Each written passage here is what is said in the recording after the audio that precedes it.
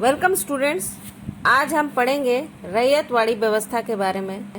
रैयतवाड़ी बंदोबस्त colonel read ने शुरुआत किया। ये व्यवस्था सबसे पहले 1792 ईस्वी में मद्रास प्रेसिडेंसी के तमिलनाडु के बारामहल जिले में लागू की गई थी।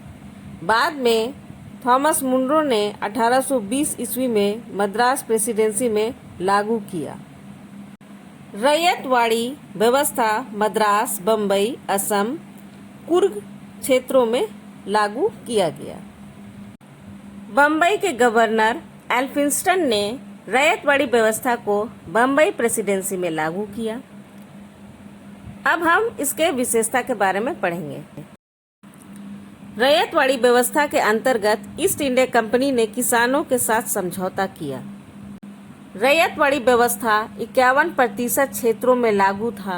किसान के साथ जो समझौता हुआ था उसमें बिचौलिया वर्ग यानी जमींदार जो थे वो इस वर्ग में नहीं थे। यानी जैसे स्थायी बंदोबस्त में जो लगान कर वसूला जाता था वो जमींदारों से वसूला जाता था, यानी जमींदारों से समझौता किया जाता था। लेकिन रैयतवाड़ी व्यवस्था में किसानों के साथ समझौता किया जाता था। लगान का निर्धारण भूमि की उर्वरता और फसल उत्पादन के तहत निर्धारित होता था। रैयतवाड़ी बंदोबस्त में प्रत्येक 30 वर्ष के बाद लगान का दर फिर से निर्धारण होता था। किसानों को फसल का उपज सरकार को आधा भाग देना पड़ता था। अब हम पढ़ेंगे रैयतवाड़ी व्यवस्था की कमियों के बारे में। रैयतवाड़ी व्यवस्था में जमींदारों से समझौता को समाप्त कर दिया गया और कंपनी ने उनका रूप ले लिया। इस व्यवस्था के अंतर्गत किसान भूमि का स्वामी तो नहीं होता था, कंपनी को लगान बढ़ाने का अधिकार था। इस व्यवस्था में लगान इतनी अधिक हो गई थी कि किसान लगान चुकाने के बाद भी अपना जीवन ठीक से व्यतीत भी नहीं कर पा रहे थे।